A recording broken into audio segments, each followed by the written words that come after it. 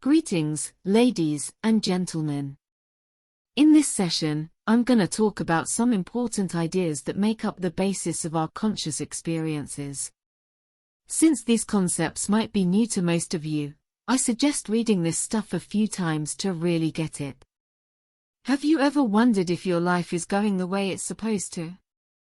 Sometimes, we're so busy doing things that grab our attention that we don't realize our experiences are shaped by how we've learned to feel about different situations. If we want to understand who we really are, we gotta realize that a lot of our goals, desires, and joys are actually things we've learned to feel because they fit a certain way of thinking. Finding happiness is super important, but it can make it hard to think about different ways to live that might challenge what we already think makes us happy. But trust me, if we let go of those learned ideas, we can find even more joy and get a better understanding of who we truly are. Now, think about how you see reality right now. If I asked you, what would make you totally satisfied in every single moment of your life? You might think of stuff like being rich, being healthy, finding the perfect partner, and all that. Having those goals to be successful in life isn't a bad thing, but when we really understand ourselves, we realize that true inner fulfillment is something special. It's more than just the regular ideas of success. Our brain power, like imagination, gut feelings, determination, memory, how we see things, and thinking things through, is kinda limited by what we've learned and been told. If our thoughts and feelings are programmed to only focus on certain things, it's not easy to stay emotionally balanced. Plus, we don't even realize that our automatic reactions set us up for failure. Now, I know failure is usually seen as not doing well, but for many people, like getting a degree, having a good job, finding love, or having stuff, those things are seen as successes. And I get it, 'cause I've been influenced by that too. Since this class is all about knowing ourselves better, it's important to understand how our view of reality is shaped. That way, we can figure out what we think success really means in life. So, in this class, we're gonna focus on knowing ourselves better and figuring out how we see the world.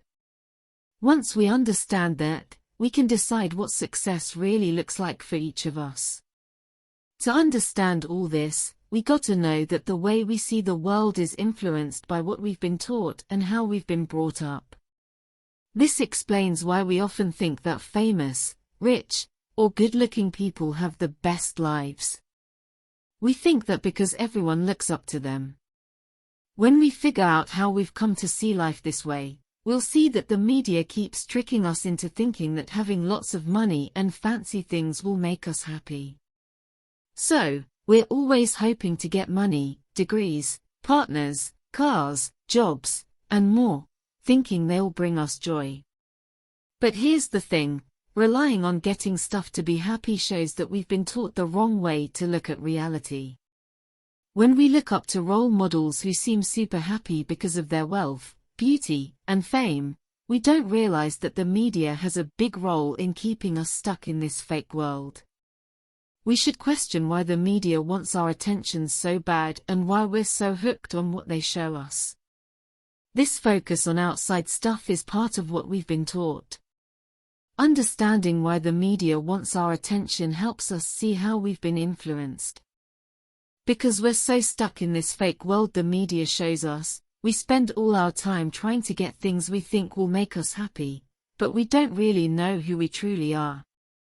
So, the media tricks us into accepting this fake world as real.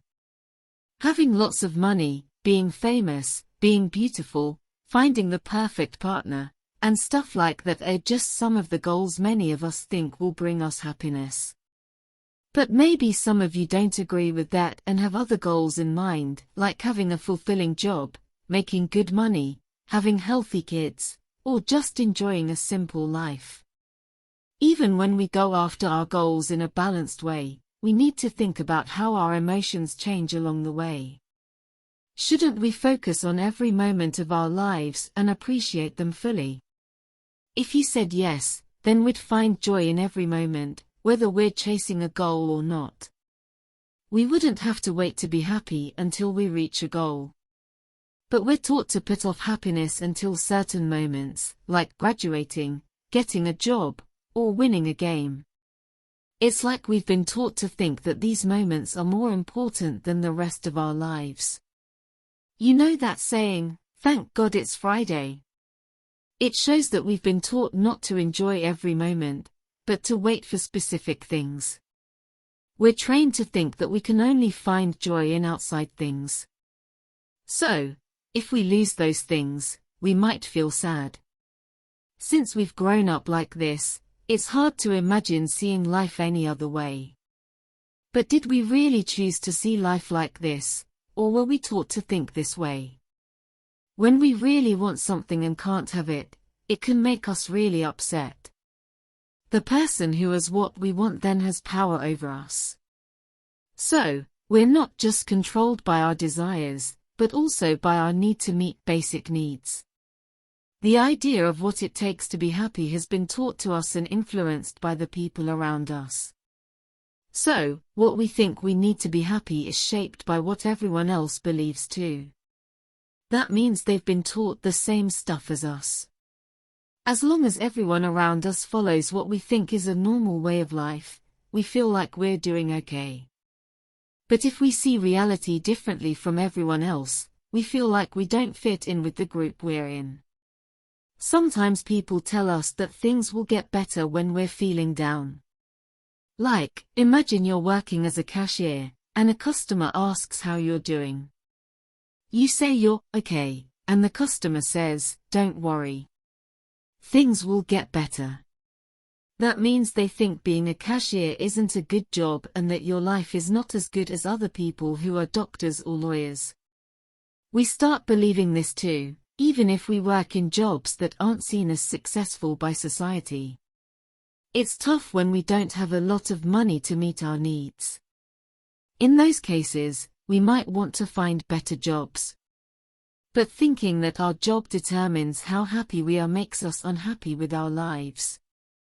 It's like we're not satisfied with our work just because others don't think it's successful. Basically, we often think that our work decides how happy we are. That was just one example of how what everyone else thinks affects how we see things. We're taught that we can only be truly happy if we have stuff like a good job, a spouse, and being attractive.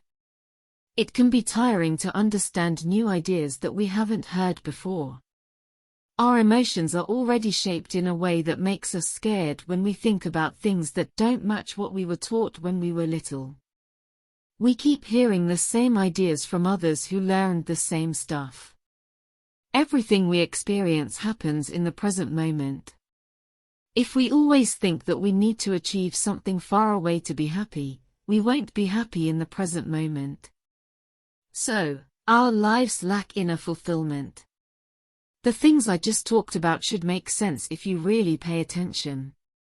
But we can't stay focused on what's happening right now, so we let our automatic patterns of thinking control us. Once we get used to seeing life in a certain way, it's hard to see our true selves. The belief that our current experience of life is normal stops us from seeing who we really are. One thing is clear, thoughts keep coming into our minds. When we see how our emotions react to certain thoughts, we understand the connection between thoughts and emotions. We've learned to use words to describe our emotions, like sad, frustrating, or shameful. When we use those words, we start to feel like we have no power and can't make decisions. It's like our consciousness is taken over. We learned to use these words with negative emotions from the people in our society who taught us. Now, here come the questions. How else can we describe these negative emotions and find solutions? Are these emotions even real? How can we stop these bad emotions from coming up? We'll find the answers to these questions as we discover the lies we were told when we were little. For example, when we feel sad, it affects our body and mind a lot. The same goes for other negative emotions we feel. Like I said before, everything we know has been taught to us. Even the things we think we figured out on our own have been influenced by what we were taught. Our idea of love between a man and a woman comes from songs we've heard. They say things like, "I can't live without you," or "Life without you is not worth living." So, our understanding of love is based on what society agrees on. But before we fully accept this idea of love, shouldn't we think about how it affects our lives? We don't get enough education about looking inside ourselves, so we unknowingly absorb wrong ideas about life. Many of the things we believe are actually taught to us without us even knowing it. You know how sometimes people give us advice based on their own experiences? Well, it happens because they learned things from similar sources as us. It's interesting because even when we go to different countries, we can still see that people react to things in similar ways. As we go through life, we do things over and over again, and it becomes normal for us. These patterns affect how we see the world and how we react emotionally to different situations. Let me give you an example. Imagine you're a kid watching your dad go crazy with excitement when his favorite baseball team wins the World Cup. That moment really shapes how you see things because you start thinking that you can only be happy if your team wins. It's like you've been tricked into believing that happiness is all about your team winning. From this simple example, we can see how it affects other things too. Like, we start having favorites and it creates divisions among people. We associate jumping and screaming with being happy. We think we can only be happy if we win. We admire the players who help the team win. And so on. By going along with your dad's behavior or even disagreeing with it, you start to believe in all these ideas. You can even predict that your dad will feel sad if his team loses. It's clear that a lot of our behavior is influenced by what we've learned. Do you think it's just random how our minds work? Where did we learn the morals and values that guide us in life? It's from the books we read, the shows we watch, the music we listen to, the movies we enjoy, the teachings of people like preachers, teachers, parents, neighbors, and friends. They're all part of the group of people who have shaped how we behave. Because this is all we know, we don't realize that this way of life was imposed on us when we were most vulnerable. So, our feelings control our actions, always following the ideas that were given to us from the start. We might even take pride in who we are without realizing that others intentionally mold us to be easily controlled. Of course, our parents, preachers, teachers, neighbors, and friends didn't mean any harm. They've gone through the same process and think the same way as us. That's why we have similar experiences and seek understanding from people who share our perspectives. It all makes sense because we were all taught the same things. But why would someone want to brainwash us and keep us in a state where we're affected by negative emotions that mess with our bodies and minds? With this short intro, I want to make you think about how our emotions affect how we see the world and stop us from understanding our true selves. Emotions aren't just vague feelings, they have a physical side too. Our thoughts affect our emotions, which then impact our mental and physical well-being. And all of this affects how we act and express ourselves. The way we talk about our emotions is a result of how our minds have been manipulated. The names we give to our feelings are often automatic responses that were taught to us. Throughout history, some people have wanted power and control. In the past, they used physical slavery, but when people fought against that, they came up with a new way, mental slavery. In this system, unsuspecting people willingly let themselves be controlled without even realizing it. To make it happen, they use information that makes mental slavery seem normal. I'll explain this concept more to give you a better understanding. I hope this short intro has made you curious to learn more.